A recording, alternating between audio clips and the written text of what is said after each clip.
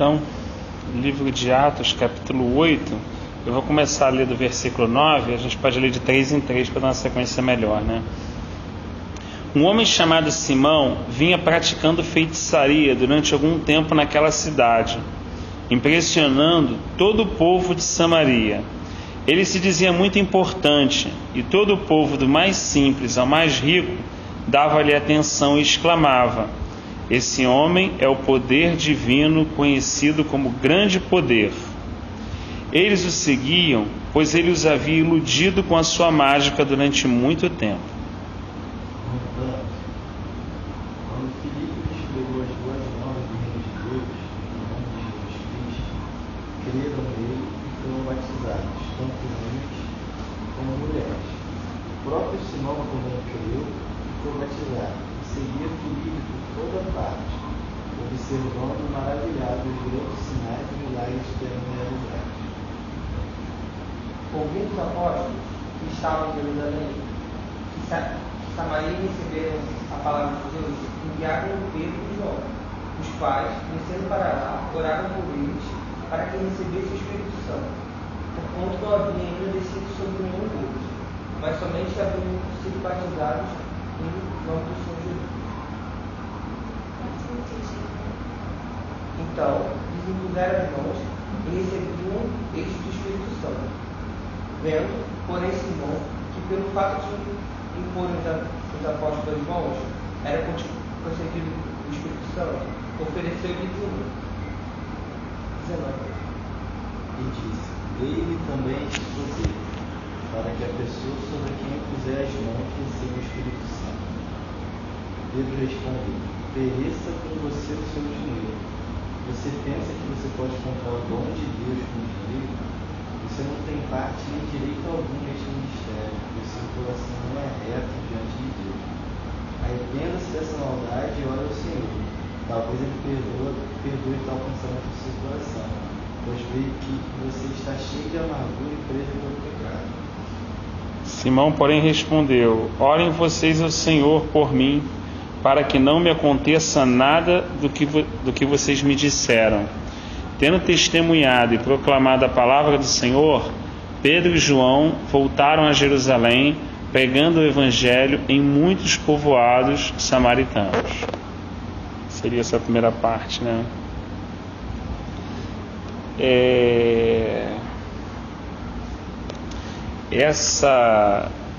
Essa reflexão ainda vem ali na sequência, né, da primeiro compartilhar que a gente teve do capítulo 8 de Atos, né? Ainda dentro daquela sequência da dispersão da igreja, da perseguição, né? De tudo que a gente comentou na segunda-feira retrasada. E agora a gente percebe o impacto do reino de Deus, né? E aí a gente tem aquela consciência que vem estudando que o reino de Deus não pode se ver de maneira visível, né? Ele é justiça, paz e alegria no Espírito Santo. E ele está dentro de nós, né? Ele não pode ser visto de uma forma visível, né? Não é um templo, né? Não é um muro. E aqui eu acho que esse trecho ele é muito oportuno para a gente fazer essa reflexão, né?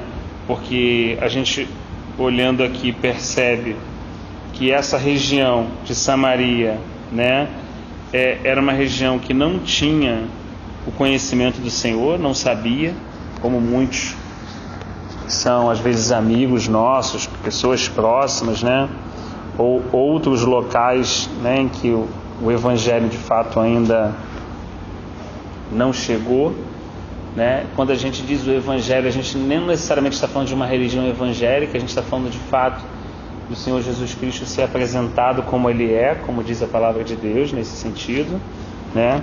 E a gente percebe que tinha um rapaz chamado Simão que praticava alguns atos de feitiçaria, né? Como é muito comum até hoje, né? Algumas das nossas famílias, como a gente até comentou, já vinham dessa prática de leitura de cartas, de jogar búzios, de, né, prestar consultas. E você vê que esse rapaz, ele impressionou toda aquela região, a ponto de estar aqui, ó. As pessoas comentavam que ele era o homem do poder divino, conhecido como grande poder, né?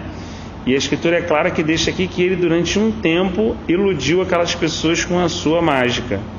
Olha que interessante, quando chegou, Filipe pregou as boas novas do reino de Deus e do nome de Jesus Cristo. Olha que coisa interessante. Creram nele, foram batizados tanto o homem quanto as mulheres, e até o próprio Simão também creu, né? Isso aqui chama a atenção, assim, hoje em dia a gente, talvez por passar por uma crise de identidade, né? Ou como ao longo da história, é muito bom quando a gente estuda a história da igreja assim, ao longo do tempo, desses quase 2000 anos, a gente percebe momentos muito parecidos com o que a gente está vivendo. A gente consegue ver coisas que aconteceram depois desses momentos, a gente até se prepara para isso. Deus, alguma coisa tem que acontecer, alguma coisa vai acontecer, de fato as coisas não podem permanecer assim, né? O fato é que às vezes a gente lê alguns trechos e não consegue ver isso no nosso cristianismo atual, né? A gente até consegue ver pessoas tentando usar dinheiro para comprar os dons de Deus, até hoje, né? A gente consegue ver pessoas usando dinheiro para comprar títulos, né? Para terem certos renomes. Mas é impressionante quando a gente olha e vê o reino de Deus chegando numa cidade, as pessoas crendo, sendo batizadas. E aqui era interessante que as pessoas seguiam Filipe, né? E elas observavam maravilhosos os grandes sinais e milagres que eram realizados. Então, assim, não era uma coisa... eles tratavam isso com muita naturalidade. Acho que é um grande desafio para a gente, né? Ver milagres, experimentar milagres, falar de milagres, mas assim, percebendo que o foco não era propriamente dito um milagre de cura física em si, mas os sinais de fato acompanhavam, né? E quando aquelas pessoas mais maduras vieram de Jerusalém, né, até Samaria, porque viram que muitas pessoas aceitavam o Senhor, olha a coisa interessante, esses irmãos vinham, oravam por essas pessoas e elas recebiam o Espírito Santo, né? E aquilo, até o próprio mágico foi impressionado com aquilo, né? Claro que estava falando de alguma questão que era possível perceber, né, visivelmente, né? Devia ter alguma manifestação associada, né, a ponto dele ficar impressionado, as outras pessoas também ficarem impressionadas, né? Mas é uma coisa que hoje eu percebo uma grande dificuldade. Durante muitos anos eu fiquei responsável por novos cristãos, né? Pessoas que chegavam e aí eu fazia aquele discipulado inicial em alguns lugares que eu passei, e é muito comum a gente sentir essa falta hoje, né? Às vezes a pessoa ali chega numa congregação, num local, ouve uma primeira pregação, aceita Cristo, né? Depois ela entra num processo ali de discipulado, mas a própria circunstância em si, tudo que a gente vive, né? Muitas vezes eu me questionava muito, falava assim, mas onde é que está esse evangelho que eu estou lendo, né? Essa pessoa que chega, essa pessoa que tem esse encontro dos irmãos mais maduros que impõem as mãos, essas pessoas recebem o Espírito Santo, né? Então elas recebem a semente da palavra, a regeneração da palavra, são cheios do Espírito Santo. Então esse pacote completo, né, que o indivíduo ali recebia, né, e os sinais e milagres era só para testar, né, a pregação, como a gente falou, né, para chamar a atenção, para que as pessoas pudessem dar atenção à pregação do Evangelho de Deus e do nome de Jesus Cristo. E aí a gente percebe já uma outra Samaria, né, uma Samaria agora sendo impactada pelo reino de Deus. A gente está falando de um povoado, né? Historicamente, se a gente falar, estamos falando de um povoado, mas a gente está falando ainda assim de um povoado impactado, de uma região impactada, né? De uma região que foi mudada, a feitiçaria ou a mágica, as coisas que operavam naquele local não tinham mais nenhum poder. Você não vê nenhuma preocupação aqui de Filipe, de Estevão, perdão, Estevão já havia partido aqui, né? A gente não vê nenhuma preocupação aqui de Filipe ou dos apóstolos em fechar centro de macumba, fechando, sabe essas coisas de hoje, que eu me questiono muito em relação a isso, não que não haja, de guerra espiritual, disso, daquilo, mas assim, a coisa é tão natural que ao pregar o verdadeiro evangelho, de fato, manifestava um governo espiritual, vinha realmente assim, o Senhor vinha e atestava aquilo, né? E naturalmente assim, como consequência disso, da pregação do verdadeiro evangelho, aqui o exemplo próprio feiticeiro creu, as próprias, em Éfeso mais tarde, as obras de feitiçaria são desfeitas, né? Então assim, é um questionamento que eu acho muito atual, que às vezes a gente perde muito tempo tentando saber em como lidar com as coisas, como embater isso, como faz aquilo, ora sim, ora assado, quando na verdade talvez seja necessária uma volta, uma reflexão, né, um retorno ao verdadeiro evangelho, ao evangelho genuíno, que de fato fala a respeito do nosso Deus e da pessoa do Senhor Jesus Cristo. Era uma coisa tão impactante que assim, relata que o mágico tentou oferecer dinheiro, né, para comprar aquilo. Olha que coisa, parece só da época, né, impressionante como hoje a gente vê isso também. E olha a reação de Pedro, né, porque esses irmãos, eles viviam de quê? Da fé. Vamos ser sinceros, desde o tempo do Senhor eles largaram os barcos, né, e a pescaria. Nós não estamos falando aqui nessa época da estrutura que se tem hoje denominacional. Nós não estamos falando de pessoas que, entendeu? Tinham umas que iam se segurar não, porque tem que fazer isso, dízimo, assim, não estamos falando de pessoas que iam se estruturar e se segurar nisso. Estamos falando da igreja do primeiro século. Estamos falando de uma igreja perseguida. Estamos falando de uma igreja onde todas essas coisas eram movidas por amor, de uma forma muito natural, ajuda, socorro. As coisas funcionavam não porque tinham regras, tinham leis, mas porque tinha vida, né? E aí a gente percebe que hoje, nos dias atuais, seria talvez muito factível, né? Se paga para cantar, se paga para pregar, se paga para isso. Isso é uma coisa que eu costumo ter minha posição bem firme em relação a isso, embora às vezes muito criticado e às vezes nem retorna a muitos locais, mas eu me recuso, né? Até quantas vezes estive aqui com os irmãos há muitos anos e muitas vezes, né, o pastor anterior e tudo, eu sempre falava, olha, para mim você cobrar é um crime, né? Eu sou, assim, a leitura que eu faço biblicamente é que o que você recebeu de graça, você dá de graça. Uma coisa é se eu fizer um trabalho de tradução, se eu fizer um outro tipo de trabalho, aí tudo bem, é um trabalho que eu estou exercendo, ok, mas a pregação, né, falar sobre algo que nem eu entendi, que foi me dado por revelação, não. Agora, é fato que às vezes as pessoas podem ajudar, socorrer, dar uma oferta, né, uma ajuda de um translado, de alguma coisa, né, eu vejo um socorro de uma forma biblicamente coerente, né, mas nunca vejo que isso deve partir da pessoa que está ministrando, e sim do grupo de irmãos que voluntariamente quer ajudar. Então, jamais a Bíblia respalda ninguém de falar assim, olha, eu vou pregar na sua congregação, isso é 5.000, isso é 10.000. A Bíblia não respalda esse tipo de prática, é um cristianismo prostituído, né, que infelizmente vive e a gente convive com ele, mas a gente não deve se conformar, a gente com amor deve combater isso, né, e combater como? Através da verdade, agindo voluntariamente, servindo a igreja do Senhor em amor, né, indo nos locais às vezes até mais carentes que não tem nenhuma condição, né, e servir exatamente lá onde você sabe que não vai ter retorno. Foi isso que Jesus ensinou, né, que você vai ajudar aquela pessoa que não tem condição, você tem certeza que não vai ter volta.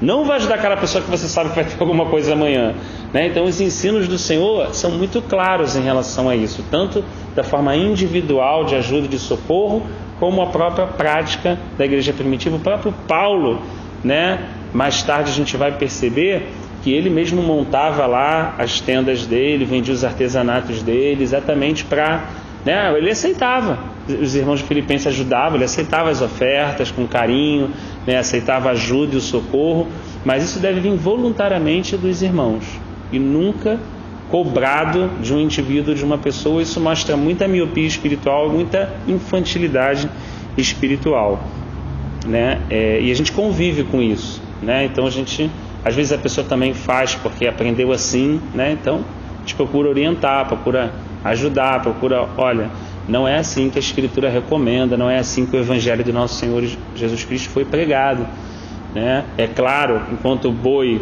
está puxando para moer lá o trigo, ele come do trigo que está ali, ok? O trabalhador é digno do seu salário. A gente entende todo esse equilíbrio na Escritura, mas jamais a petulância do cobrar, né? A arrogância de se dar o próprio valor de quanto se vale, entendeu? Eu acho que se o cara que escreveu, inspirado pelo Espírito Santo, 2/3 desse Novo Testamento, né? Imagina, fosse ter uma postura como essa, em que tipo de congregação ele iria, né? Jamais ele iria, por exemplo, em locais tão simples como vilarejos de Samaria, entendeu? Só queria o quê? Ir nos templos gregos para falar para multidões, né? Então acho que vale essa reflexão, né? Vale a gente não concordar com isso, quando a gente tem a oportunidade também de estar na frente de uma liderança. Isso, então fica à vontade, eu não chamo, não convido, entendeu? Como exatamente Pedro falou aqui para esse homem, né? Para esse irmão, ele falou assim: você não tem parte nesse ministério. Você acha que com dinheiro você pode comprar o dom de Deus, né? Você acha que o dinheiro, Jesus deixa isso muito claro, né? É impossível servir a Deus e as riquezas, a mamon, né? O dinheiro ele pode ser usado, mas jamais a gente pode ser usado por ele, né? Então ele pode ser um bom súdito, mas é um péssimo governador, imperador. Então assim, a pessoa quando se converte, vem para o Senhor, né? Uma das coisas que às vezes mais na vida cristã a gente tem esse embate é essa questão material, né? Às vezes ao longo da vida cristã, quantas coisas a gente se apega, depois a gente vai vendo, vim sem nada, vou voltar sem nada, e estou lutando aqui desesperadamente por uma coisa que eu não vou levar, né? É claro, repetindo também o equilíbrio, é claro que o Senhor fala a respeito do preguiçoso, fala a respeito do trabalhador, do prudente, que nós somos dignos do nosso salário, né?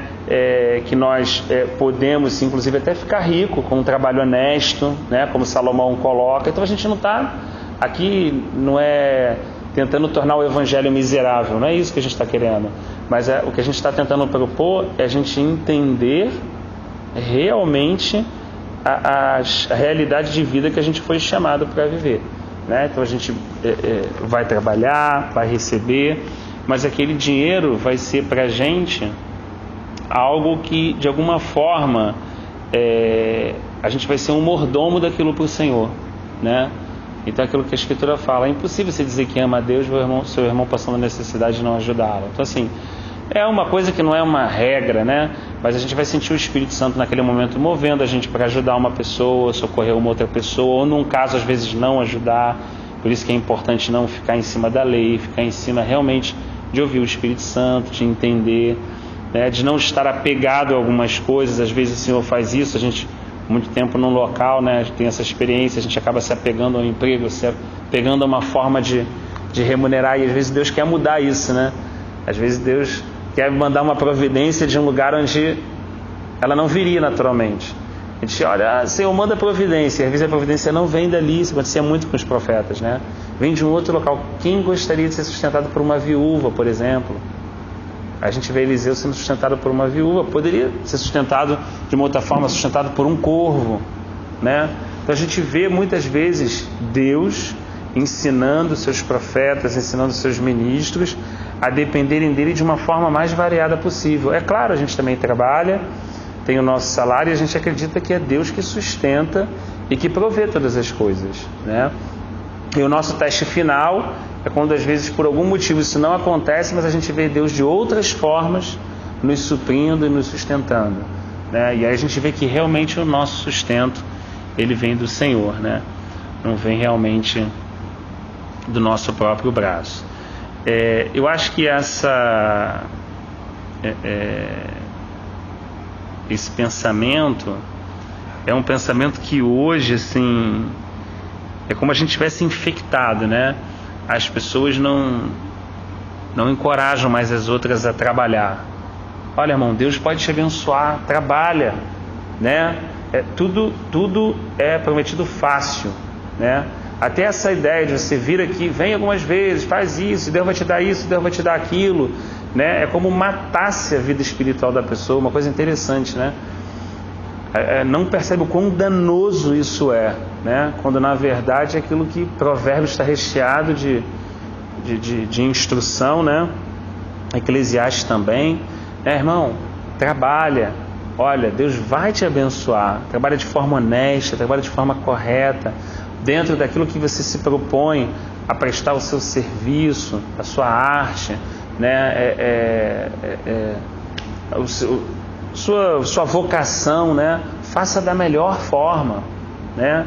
Eu cuido de animais. Você pode cuidar de animais da melhor forma, né? Glorificando a Deus através do seu trabalho, do seu serviço, e Deus vai lhe abençoar e vai lhe prosperar. E por meio dos animais que você cuida lá como veterinário, Deus vai abençoar os donos, Deus vai enviar pessoas, né? O evangelho vai ser muitas vezes transmitido não de palavras, mas de ações através da sua vocação. É muito comum também a pessoa, quando se converte, querer deixar o trabalho de lado, né? Como isso aqui é coisa do mundo, então agora eu vou servir a Deus. Um pensamento muito equivocado, né?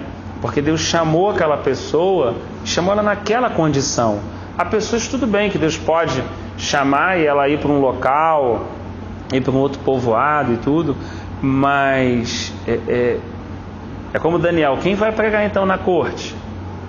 Quem vai pregar então ao lado do rio Quebar? Então assim, é muito importante então a gente não ter esse desequilíbrio espiritual, né? A gente compreender que Deus nos chamou numa certa condição e nós podemos ser bênção ali no nosso trabalho, sendo um excelente servidor público, sendo uma pessoa honesta, correta, sendo uma pessoa que tem empatia, se preocupa com o problema que aquela pessoa está vivendo, tenta dentro das normas ajudar com boa vontade, da melhor forma, abençoa o dia daquela pessoa.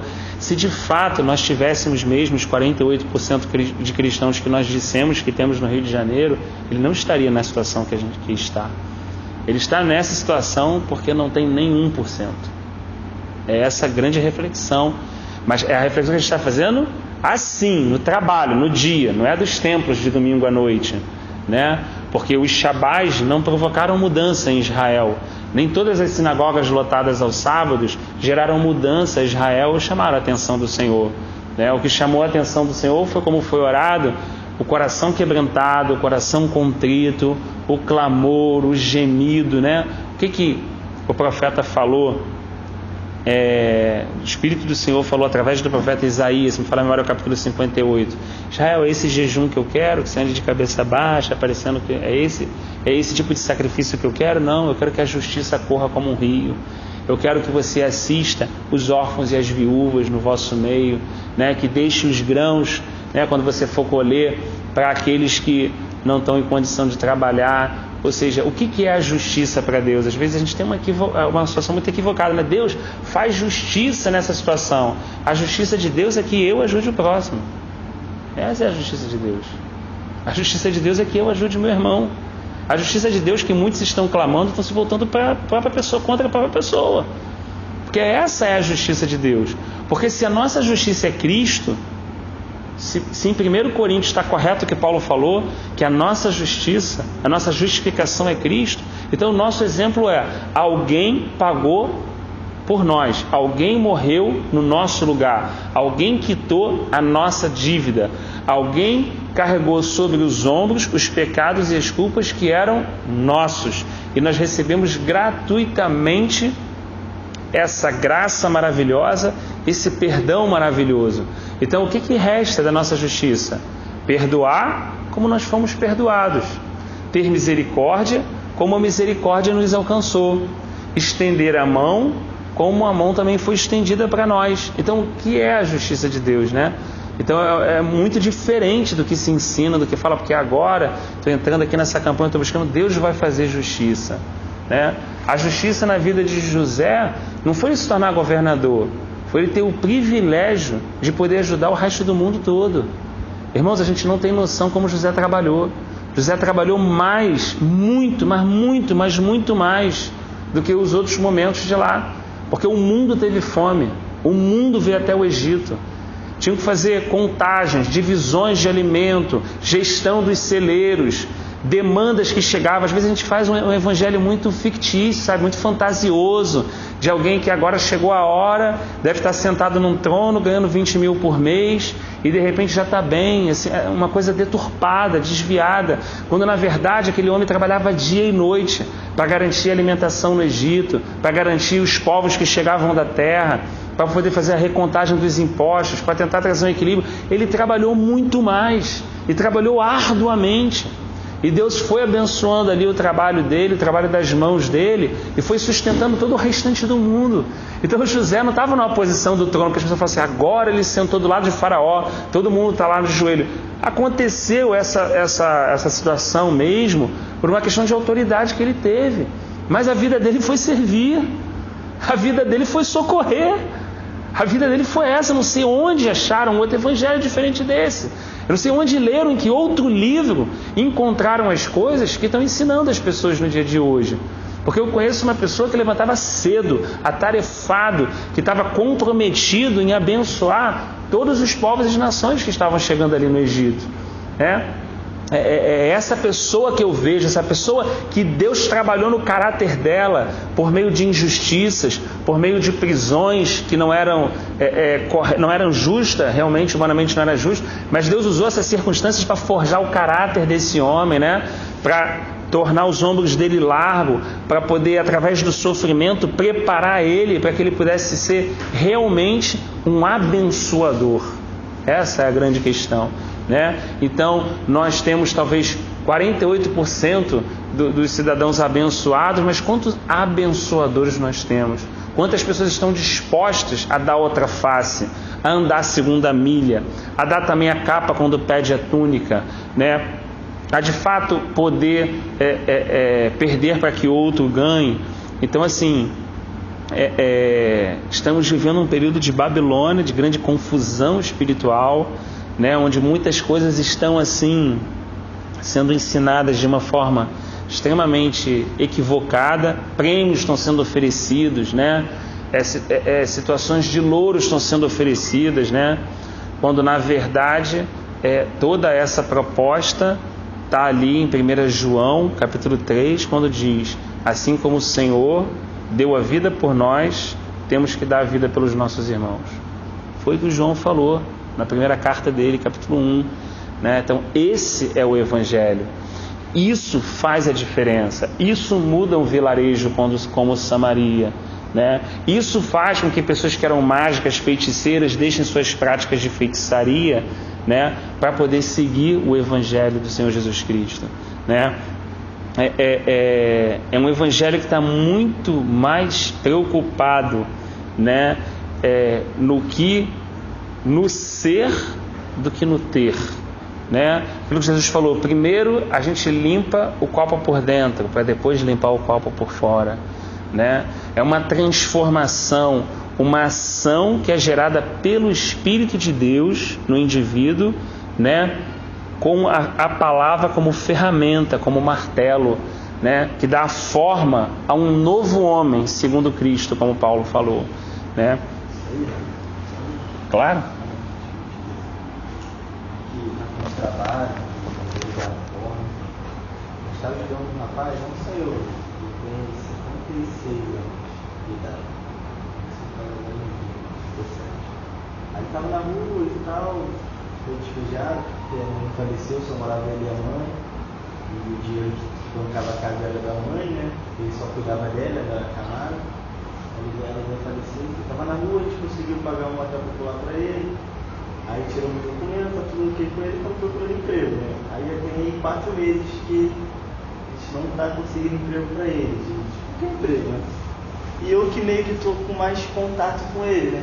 Eu falei com ele na época, tem uma série de pessoas ajudando, mas eu estava falando com ele pessoalmente. Aí, falando com ele e tal, aí teve um tempo atrás que minha mãe conseguiu um emprego para ele do lado da minha rua, no Hortifruti.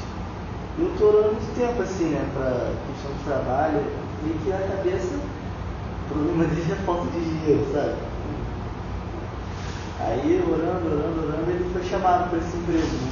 Aí, cara, nesse dia, inclusive, eu vim buscar ele, tá aqui na Taquara. Aquele até tem muito tempo que falou pra mim. Foi tu que me falou que tinha uma popular na Taquara? Um amigo, acho que o Rei, né? Foi. Acho que o Rei que me falou, Enfim, ele tá aqui na Praia do Blog, na Rua do Blog. Aí eu vim buscar ele, era num sábado a entrevista. Eu peguei ele aqui, sei o quê, aí ele botou uma roupa, não sei o quê, ficou até bonitão, fiquei sacaneando ele veio ali. Aí deixei, e era aniversário do meu irmão, a festa na casa. Como era na mesma rua, eu falei, você pode deixar você aqui e tal, depois eu deixei um dinheiro de passagem para ele voltar, depois resolve a tua vida. Aí eu fui comprar a torta do meu irmão no banqueiro, e quando eu voltei, ele estava sozinho, se andando na rua, sabe, fazendo um movimento assim com o braço, com muita felicidade. Eu encostei, liguei o olhar, ele estava chorando assim de alegria, falando que tinha sido contratado, estava recomeçando a vida dele, e que era muito grato, todo mundo estava ajudando, que agora ele também queria fazer a mesma coisa que a gente faz, não sei o que tudo, e foi eu chorando também com ele, sabe, beleza. Aí no dia seguinte eu fui demitido. Dia seguinte. Caraca, que foi um baque pra mim, sabe? Porque na minha cabeça, tipo assim, Deus tinha abençoado e alguma coisa aconteceu que ele não conseguiu, né? Enfim, saiu, eu fiquei bolado, minha mãe veio falar pra mim, minha mãe já sabia que ela conhece a mulher. Fiquei embolado assim, sabe? Diria até com Deus, na verdade, que eu fiquei um pouco. Falei, caraca, eu não entendi muito. Sem entender, né? Eu não entendendo. Eu orei por ele também, né? Pra deixar ele pensar numa besteira, que eu não sei que impacto aquilo teve no coração dele. Aí entra o que você tá falando. Eu orei, falei, vou nem ligar pra ele agora. Aí chegou no domingo à noite, eu liguei pra ele e falei, tudo bem, você tá? Não. Falei, o que eu já sabia, né? Eu queria deixar ele ver se ele queria me falar ou não, porque o cara não tá confortável. Ele, pô, cara, tô dispensado. Eu falei, sério, isso aqui. Ela falou que precisava de alguém mais proativo, tinha um rapazinho lá. Aí eu só fiquei ouvindo, aí ele começou a falar uma série de coisas. Eu falei, caraca, eu estava olhando só um aspecto, mas assim, Deus estava tratando milhões de outros, sabe? Estava tratando em mim de achar. Ali eu percebi que a obra ainda era minha, que não era de Deus, mas eu fiquei chateado. A obra é minha, né? Se fosse a obra do Senhor, eu ia falar, cara, o Senhor está agindo. Ele é Deus, mano. Eu estou aqui, o pessoal está ajudando, não tem que me meter, eu tenho que orar e fazer o possível, mas eu fiquei bolado. Aí o que ele me falou? Ele, não, cara, fiquei meio triste, assim, fui dormir. Aí eu acordei, sabe, Rodrigo? Mas, cara, isso é coisa boa a vida aí. Eu estava na rua, sabe, não tinha esperança nenhuma, fiz amizades maravilhosas, sabe, agora eu já estou com dignidade, assim mesmo, começou a falar um montão de coisas.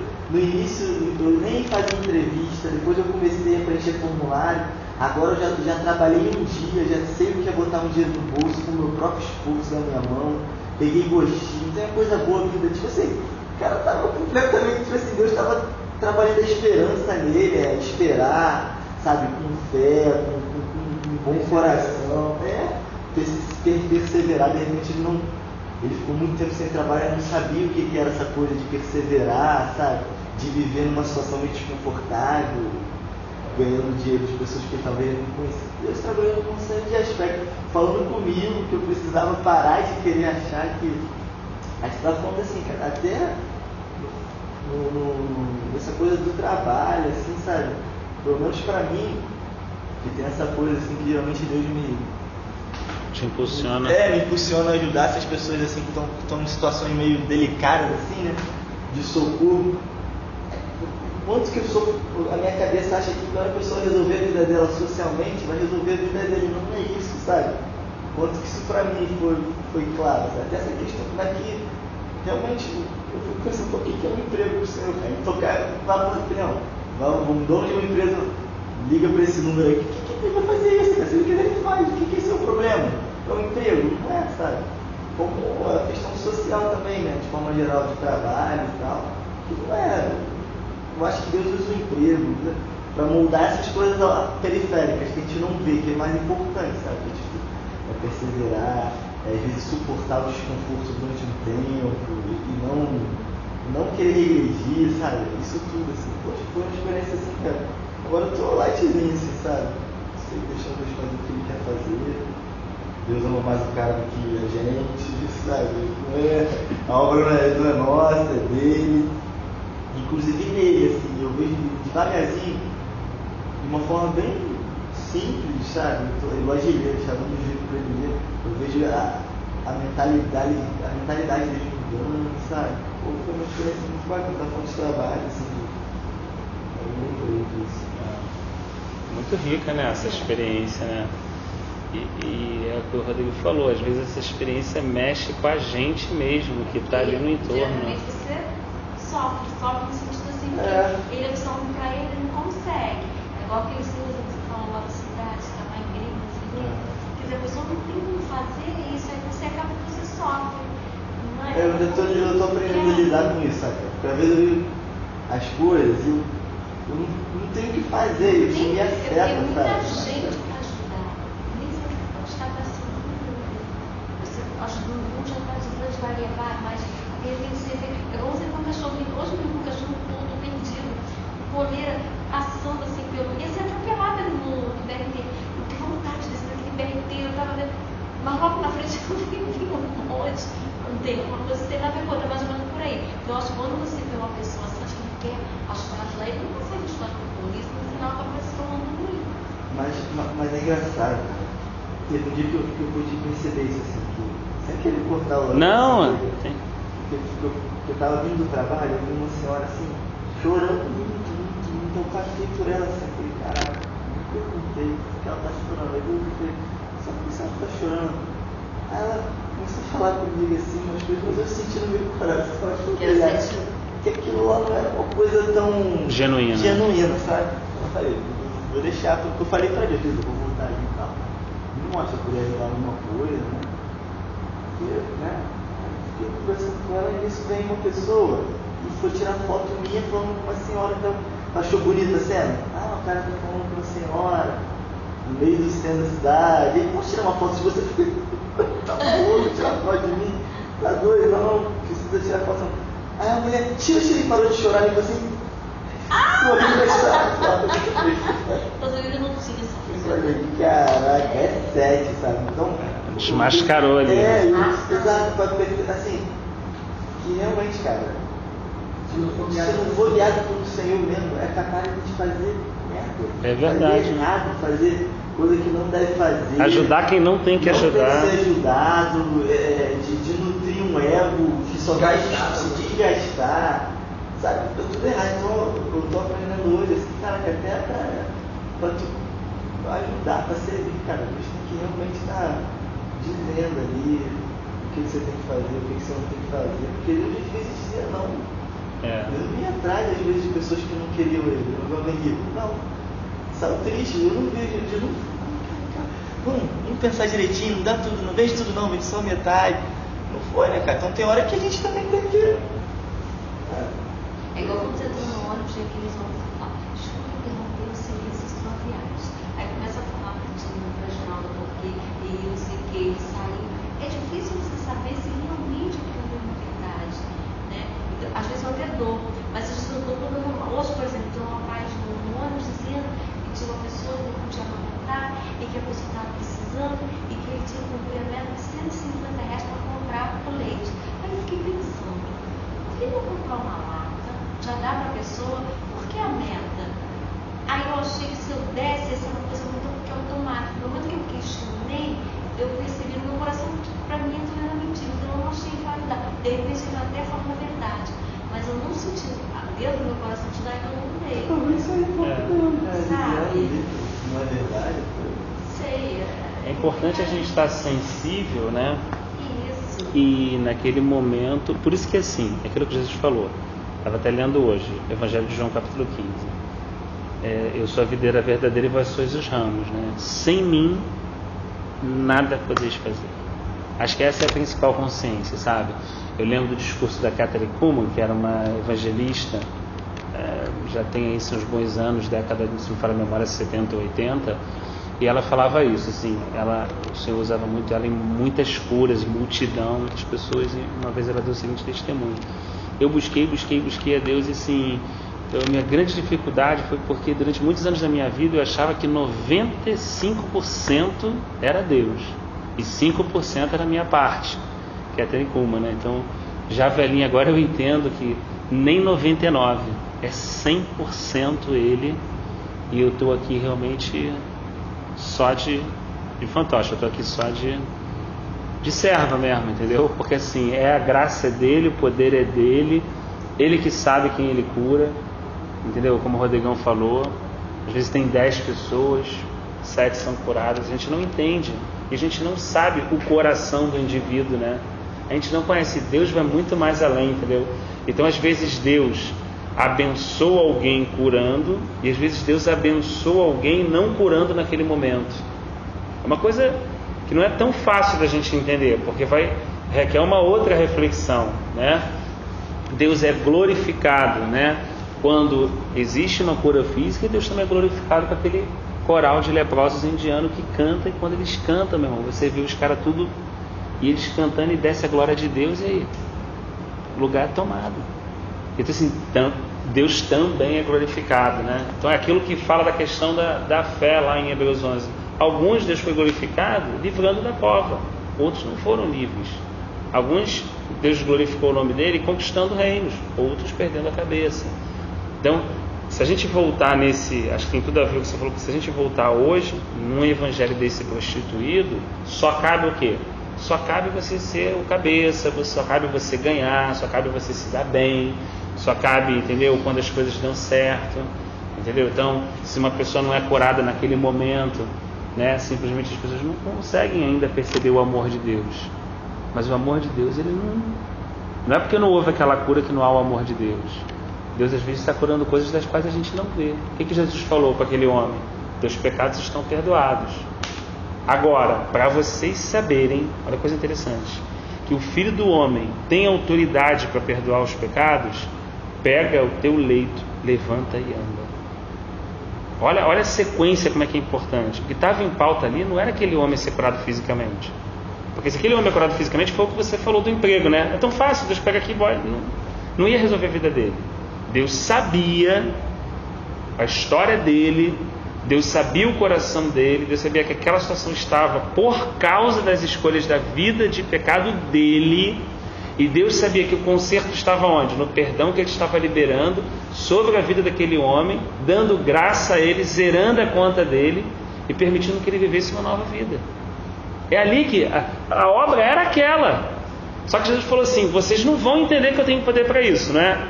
Então eu vou fazer uma outra coisa que não é o principal, tá? Mas para vocês entenderem que eu tenho poder para ter dito a primeira coisa, toma o teu leito, levanta e anda. E infelizmente, muita gente, mesmo vivendo aquele momento, muita gente lendo hoje, ainda dá muito valor ao levanta e anda.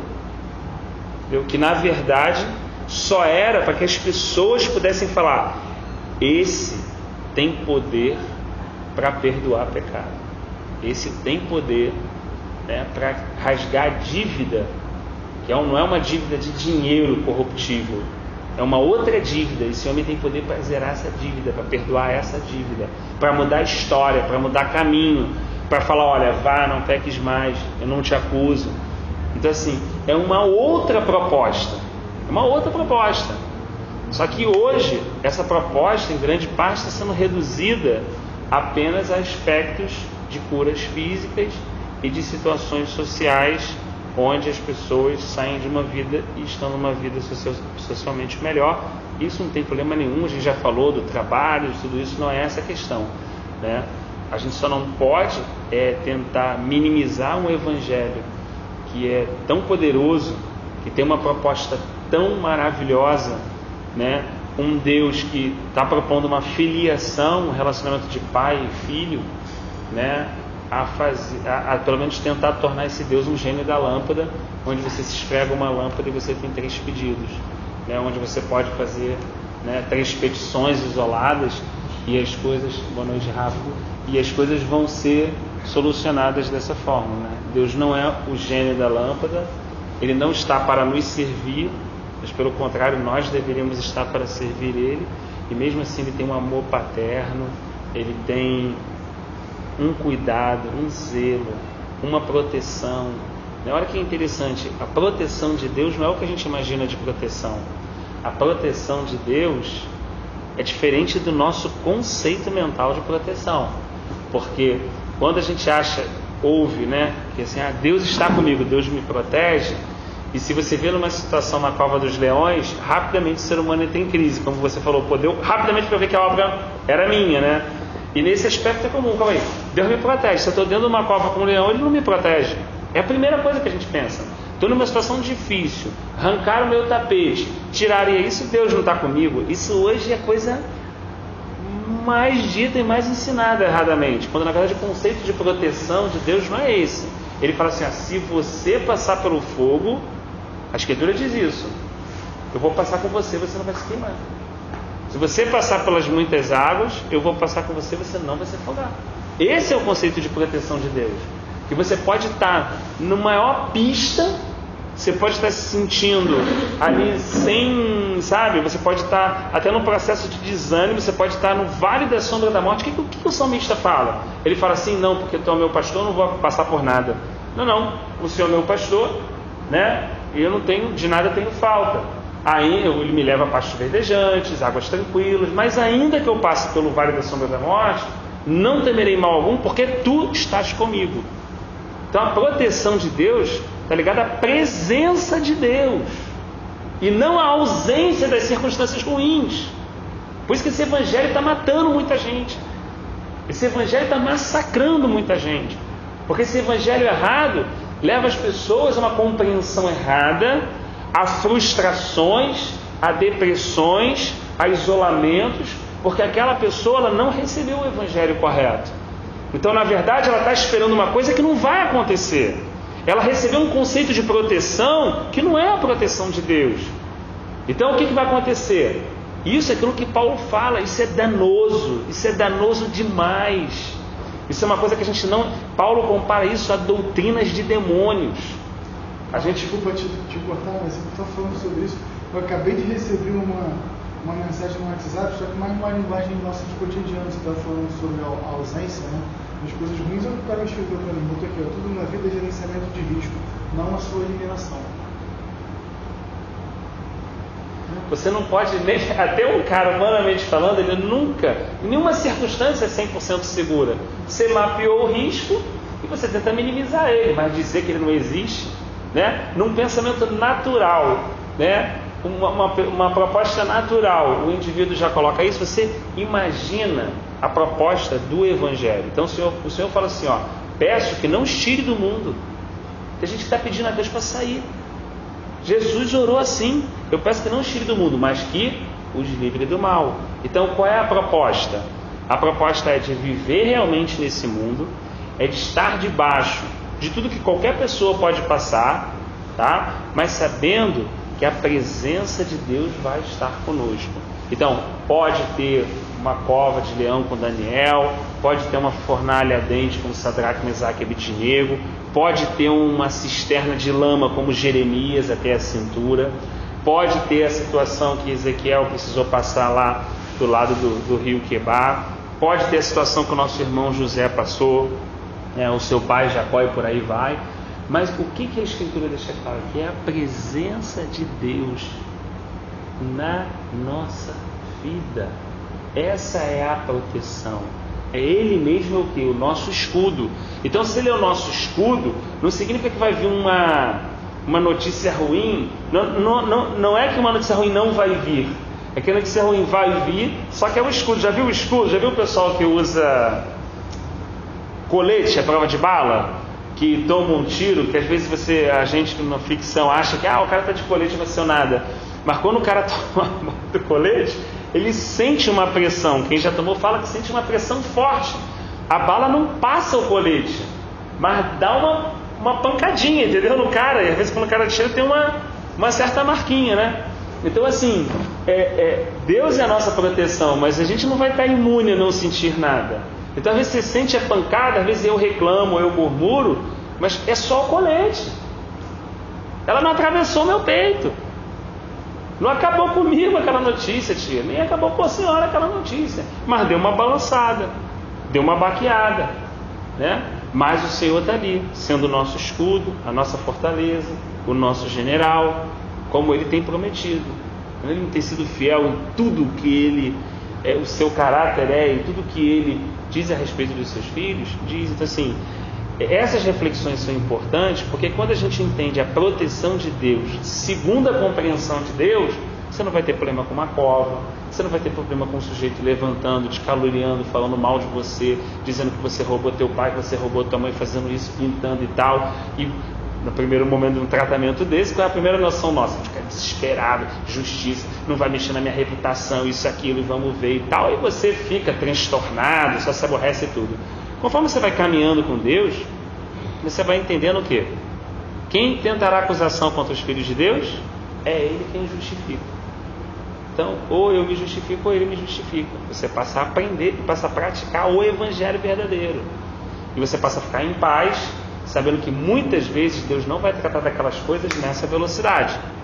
Porque enquanto Ele está demorando um pouquinho a tratar aquela situação, aquela calúnia, Ele está tratando em mim outros aspectos que Ele gostaria de desenvolver no meu caráter, como confiança, como longanimidade, como mansidão em certas reações, né?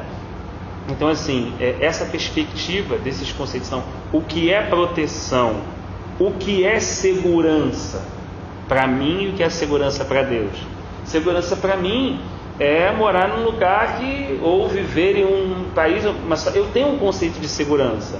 Mas qual é o conceito de segurança para Deus? Aquele que habita no esconderijo do Altíssimo. Lembra? Tão conhecido, né?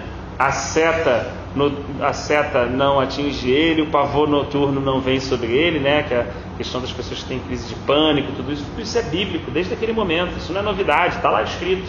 É só entender a raiz da palavra e trabalhar em cima daquilo, você vai ver, né? O pânico, as enfermidades, tudo aquilo. Mas onde é o lugar? Nele. Ele é o lugar. O lugar não é um lugar, é uma pessoa. O caminho não é um lugar, uma pessoa. Eu sou o caminho. A verdade não é uma filosofia, é uma pessoa. Eu sou a verdade, Jesus falou. Então, eu sou o caminho, a verdade e a vida. Então, a vida não é o meu plano de vida, não é o meu planejamento. A vida é uma pessoa. João falou assim, porque vimos a vida e tocamos nela. Quando você começa a entender que a vida é uma pessoa, o caminho é uma pessoa, a verdade é uma pessoa, o lugar seguro é uma pessoa. Não adianta nem eu estar num templo, teoricamente, fisicamente. É uma pessoa. Eu tenho que estar em Cristo. É isso que Ele nos ensinou, né? Que se nós estivermos nele e Ele estiver em nós, então pediremos, né, qualquer coisa em seu nome e assim será feito, né? E também vai trabalhando, diz aí, então serão meus discípulos e tal, aquele contexto todo do capítulo 15 do Evangelho de João. Então assim, eu acho oportuno nos dias que a gente vive hoje, porque, por exemplo, é muito comum, eu estava outro dia conversando isso com um colega, ele falou assim, e é claro, né, a gente não está sendo aqui, não existe mundo de Alice, ninguém está falando aqui, não é nada platônico, a gente está falando dentro da realidade que a gente vive, a gente não está minimizando o sofrimento, pancada do dia a dia, não é nada disso não. A gente só está avaliando a proposta que o Senhor nos fez de vida, né? Então, quando ele falou assim, caramba, só Jesus para guardar mesmo, porque como os dias que estão hoje, né, de violência no Rio, você sai e tudo, eu falo assim, concordo contigo. Só que a grande verdade é que tem pessoas que saem, tropeçam, caem e não voltam. A gente não depende só do Senhor por causa da violência. A gente está chegando a essa conclusão muitas vezes a duras penas. Quantas vezes eu saí de casa sem reconhecer que realmente é só o Senhor para me guardar? Agora, numa situação que está o Rio, agora a situação toda de violência está me fazendo chegar a uma conclusão que eu já deveria ter chegado sem nenhuma violência. De que se Ele não guardar, em vão vigia o sentinela. Não é assim? E que se Ele não edificar, em vão são aqueles o quê? Que trabalham na cidade. Você pode acordar cedo, granjear o pão penosamente, toda aquela questão que a gente veio compartilhando, e ainda assim o Senhor dá, o Senhor sabe sustentar, Ele sabe prover como Pai. Então assim, segurança seria uma outra reflexão também, né? Que a nossa segurança é o Senhor. Às vezes Ele vai permitir que coisas aconteçam, né? Às vezes ele vai permitir isso. E como é bom quando ele permite, para a gente poder fazer essa analogia, essa comparação, como o Rodrigão falou assim, ele falou assim, essa obra não é minha, né? Ele logo pescou, né? Eu lembro de um exemplo ainda novo, assim, bem novinho ainda, estava começando a estudar a Bíblia, temos oportunidades e tudo. E aí um pastor chegou e falou assim: olha, você vem na próxima quarta-feira que a oportunidade é sua. Garoto novo, né? Eu li umas 30 vezes para lá e para cá e tal, e não sei o quê. E aí, né? Fiquei repetindo aquilo e tal, me preparando para o máximo e tal, não sei o que. Chegou quarta-feira, eu lá com a minha Bíblia, Rafa, assim, sabe? Com todo gás. E ele olhou para mim, viu, esqueceu provavelmente que tinha me chamado, né? E ele foi lá e pregou, né? E eu fiquei extremamente chateado, entendeu, Rodrigão? Porque eu perdi tempo, né, cara? Para falar sério, né? Eu perdi tempo. Então, a primeira lição logo na entrada é o seguinte: olha, você não estudou para mim, você não leu para mim, você não cresceu para mim, você é capaz de dizer que perdeu tempo, porque você está fazendo isso para aquele sujeito que está ali. Então, a primeira lição é a seguinte: para quem você vai começar a fazer as coisas, né? Então, eu tomei logo aquele choque, tive que reconhecer que estava ainda errado, e glória a Deus para aquele cara não ter me chamado, para eu não começar uma caminhada torta, para eu não começar uma caminhada já cheio de aspiração, de plano, fazendo para quem eu não deveria fazer. Então, como é bom quando a gente é frustrado nessas situações, para a gente enxergar: caraca, mas eu já achei que era meu. Puxa, olha o sentimento que me deu de perda. Já achei que era dono disso. Já achei que era dono da razão. Já achei que, poxa, se não fosse eu falando ali, não ia ser a mesma coisa. Olha só, então todos esses sentimentos, como é que são bons quando Deus permite? Para Deus o quê? Burilando, tratando como ferreiro perfeito, que bate na prata, que bate no ouro na posição correta, até dá a forma que realmente ele designou para aquele indivíduo, né? É por isso que ele enche o Moisés de conhecimento, depois é que ele esvazia o Moisés do conhecimento, entendeu? Depois ele coloca coisas dele mesmo em Moisés vazio, entendeu? Já no terceiro ciclo dos 80 anos. Então, assim, a gente começa a ir percebendo: então para Deus é isso, né? Então para Deus é importante estar vazio, não cheio. Olha só que coisa interessante. Para Deus é importante estar vazio de mim mesmo, não cheio. Quantas vezes na minha vida eu lutei para estar cheio? Quantas vezes na minha vida eu me vi um copo cheio de convicção, de opinião, de coisas que eu acho, que eu falava que não era assim, que não era assado, mas não pode ser isso, sabe? E na verdade Deus buscando que eu estivesse vazio, que eu estivesse com receio, que eu estivesse naquela posição de: Deus, mas o que eu tenho que falar? Mas o que é? Hoje está escrito isso, mas é isso? Esse é o passo? É isso que a gente está vivendo como pequeno grupo aqui? É isso que é importante? Ou o Senhor que sonda os nossos corações, sonda as nossas mentes, que conhece aquilo, que sabe o remédio que nós precisamos tomar, o alimento, sabe, como bom nutrólogo, né? Deus sabe exatamente o alimento que a gente precisa, o balanceamento perfeito do alimento que a gente precisa. Então, é Ele que... Então, assim, na verdade, cada vez mais, olha que coisa, você vai se tornando uma pessoa insegura humanamente falando, para ir confiando plenamente em Deus e fazendo dele a sua segurança. É aquilo que o Tiago falou: já não posso falar que amanhã eu vou fazer aquilo, Pedro, amanhã eu vou fazer tal coisa. Se o Senhor permitir, faremos tais coisas. Você viu, o apóstolo já perdeu ali o que? O planejamento dele. Ele até está fazendo, mas ele já está tomando cuidado, se o Senhor permitir. Aí a gente vai estar lá com vocês lá em Samaria. Mas se não permitir, não vamos estar. Como Paulo falou, se levantando, tentando muitas vezes, né? E ele vê que aparece ali um sonho, os varões falando com ele: é aqui, nos ajuda. Ele levanta de manhã do sonho e fala: o Senhor quer que a gente vá para tal lugar. Pô, mas o cara não sabe, o cara não vai no terceiro céu, o cara não conhece tudo. Não é assim que funciona. É aquela história de que quanto mais sei que nada sei. É um pouco por aí. Quanto mais a gente tem uma perspectiva, né, mais a gente encontra um Deus tão grande, tão generoso, tão amoroso, soberano de uma forma que a gente desconhece, que mais a gente vai ficando sem domínio, sem governo. Quanto mais a gente percebe que Ele governa, quanto mais a gente percebe que Ele controla, mais a gente vai perdendo o nosso controle. É exatamente a proposta de Ezequiel, quando o Espírito falou para ele: vai, e aí ele pôs e a água passava por aqui. Vai, e ele andou e ia pelos joelhos. Vai, e ele andou e foi pelo lombo. Ele falou assim: agora vai, Ezequiel. E ele diz que quando adentrou a parte no rio, ele já não tocava os pés no chão, e aí ele estava simplesmente sem controle. Ou seja, às vezes a gente fala assim: eu quero estar mergulhado em Deus, eu quero estar cheio de Deus. Deus entende essas nossas orações e sabe que a gente não sabe nem o que está pedindo, porque na verdade perdeu o controle total. É uma coisa assim, é uma coisa que Deus fala assim: calma, calma.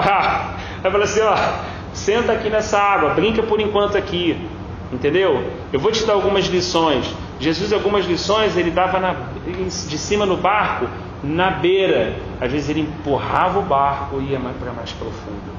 Isso tem um significado tremendo. Isso tem um significado tremendo. Ele muitas vezes ele está na beira do lago da nossa vida nos ensinando questões simples. Calma, cara, não adianta ficar com a raiva dessa pessoa. É você que está amarrado, é você que está acorrentado. O perdão é o remédio que a doença não consegue permanecer. Quando você perdoa, você explode, você acaba com o problema. O perdão é uma arma da qual ninguém consegue ficar de pé quando ele é liberado genuinamente. Ele quebranta, ele arrebenta a corrente, ele arrebenta a prisão, ele cura você de uma forma como você, teus tecidos fossem se renovando todos, assim a gente pode falar, né? Então o Senhor está ali, mas isso é na beira. Fala assim: agora vamos empurrar o barco um pouquinho mais para longe. Vamos tratar outras questões agora dentro. E tudo isso é como a gente falou, no trabalho, na nossa relação de trabalho, nossa relação dentro de casa, conjugal, paternal, maternal, né? E essa proposta, ela não pode ser minimizada com um carro, com uma casa e com eu ganhava X, agora ganho 2X. Né? Jamais ela pode ser entendida dessa forma, né? Como esse Simão aqui entendeu do texto de hoje. Por isso que a gente não saiu do assunto, não. É como o texto estava propondo ali, de alguém que é o dinheiro, compra, faz isso, faz assado, né? Então, assim, que o Senhor nos ajude, né? E isso eu, assim, peço muito a Deus essa ajuda, que o Senhor nos ajude a entender os seus conceitos. O que é proteção para o Senhor? O que é segurança para o Senhor? O que é estar alegre para o Senhor? Né? O que é estar cheio de vida para o Senhor? Né? O que é ganhar para o Senhor? Ou seja, para que eu entendendo que o Senhor pensa e que essas coisas significam para o Senhor, para que eu possa viver a minha vida cristã dessa forma coerente, como o nosso pai. Quantas vezes a gente faz uma coisa boa para o nosso filho fica pau da vida com a gente, não é assim? Às vezes você faz uma coisa boa, né, tia? Boa, e bate o pé e fica chateado e fala assim: não é assim, a gente está fazendo uma coisa boa. Por quê? Porque ele ainda não está pensando como o pai pensa. Quando ele crescer mais um pouquinho, quando ele tiver o seu filho, ele pensar como o pai pensa, acabou. Ele vai na hora falar: ah, meu Deus, obrigado pela minha mãe, obrigado por ela ter me vencido, obrigado por ela foi mais cabeça dura que eu, obrigado. É assim? É a mesma coisa com Deus. Quantas vezes a gente fica chateado, tinha que ser agora, tinha que resolver esse problema, não é assim, Deus também não acontece nada, eu estou aqui e tal. Quando o tempo passa e você começa, é aquilo que, né, os caminhos do Senhor são mais elevados que o nosso caminho, e Deus começa a dividir contigo o que Ele pensa, que é isso que é bonito, né? O que eu acho lindo, não é só você orar e falar assim: Deus, eu queria que você me ajudasse nessa situação. É o que Deus faz com Noé, vem cá, eu quero falar o que está no meu coração para você. Quando Deus começa a dividir o que está no coração dele com o homem, cara, isso é uma coisa assim, por demais maravilhosa, porque é como Deus, não que tenha um problema, entenda bem, mas acontecia uma situação, Deus falou o quê? A humanidade está inclinada para o mal. Deus começa a abrir o coração dele para um homem. Tipo assim: eu estou ouvindo teus problemas, você quer ouvir os meus? E essa é a questão de parceria, aquilo que Paulo vai falando. É quando num momento Paulo fala assim: o que importa já não são os meus problemas para Deus, mas os problemas dele divididos no meu coração. Não é o que Davi fala? Não darei sono aos meus olhos, e nem deitarei na minha cama, enquanto não tiver construído o quê? Uma casa para o meu Deus. Porque ele tem andado em tendas e desertos, e eu moro num palácio. Então agora o que importa não é que eu tenho a minha casa. O que me importa é onde Deus repousa. Onde Deus está repousando. Tudo bem que o Senhor falou para ele, né, Davi? Desculpa, vou usar a linguagem vulgar, se vocês me permitem. Foi bacana esse teu pensamento, né? Mas eu alguma vez pedi que alguém construísse um palácio para mim? Olha, naquele tempo, hein? Que era o tempo da velha aliança. Eu tinha criança, um edifício, alguma coisa. Sempre eu não quis estar eu no meio do meu povo. Sempre a minha alegria não foi estar no meio do meu povo, foi estar no meio, né, dos meus, me manifestar ali no meio, na tenda. Para mim nunca foi um problema morar numa tenda. Para você pode ser, que você é homem, você falou dessas coisas. Eu, como Deus, morar numa tenda nunca foi um problema para mim. Nunca foi um problema para Jesus nascer num estábulo, morar na Galileia, que era um local pobre, e morrer numa cruz. Para a gente é. Para a gente é, para mim, vou falar pelo menos para mim é. Então, nascemos sem nada e vamos voltar sem absolutamente nada, né? E a maior riqueza que todos nós podemos de alguma forma, né, levar é o conhecimento de Deus palpável, não um conhecimento teórico, né, teológico, mas é um conhecimento de Deus de vida, de interação com o nosso Criador, com o nosso Deus e com o nosso Pai. Conhecer Ele, né, não entendê-lo, porque a gente não consegue entendê-lo, mas conhecer Ele, ser absorvido por Ele, né? O que Ele diz? Que nós vamos caminhando de fé em fé e de glória em glória. Na verdade, a grande questão é essa mudança.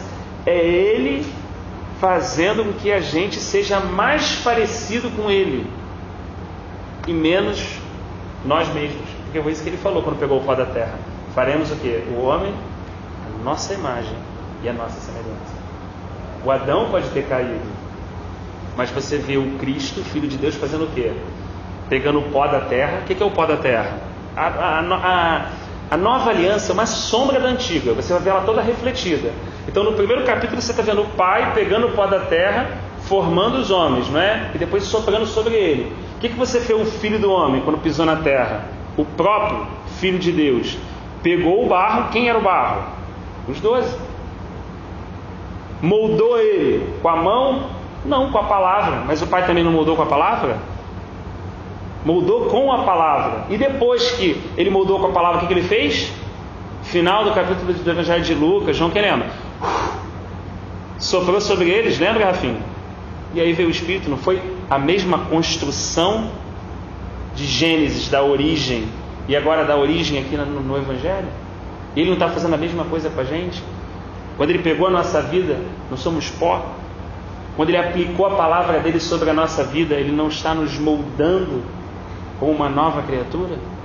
E quando Ele nos concedeu o Espírito Santo para que habitasse em nós, Ele não repartiu conosco a própria vida dele, para que por meio desse Espírito a gente pudesse conhecê-lo e andar com Ele, né? Então assim, é uma proposta desafiadora, mas é uma proposta encorajadora e de muito valor, né? Que o Senhor nos ajude a gente não perder, fechar os nossos ouvidos para tudo que está sendo dito aí fora, sabe? E perceber que realmente o Evangelho é uma pedra de grande valor.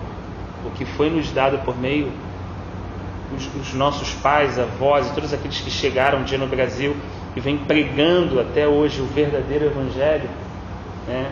Que a gente possa dividir com outras pessoas esse verdadeiro Evangelho. O Evangelho da vida, o Evangelho do reino, o Evangelho que pensa como Deus pensa e que faz simplesmente, choca o homem. Fala, ó, isso não é proteção, isso não é segurança. Não, mas se tudo funcionasse, porque você tem uma sensação de segurança, amigo, porque você tem uma sensação de justiça. Você não tem justiça, você tem uma sensação de justiça. É isso que o sistema te dá. Ele jamais pode te dar, jamais pode zerar os riscos, ainda que possa mitigá-los em alguns aspectos, quando for conveniente. Mas porque a gente está falando a respeito do nosso Deus, é um outro reino.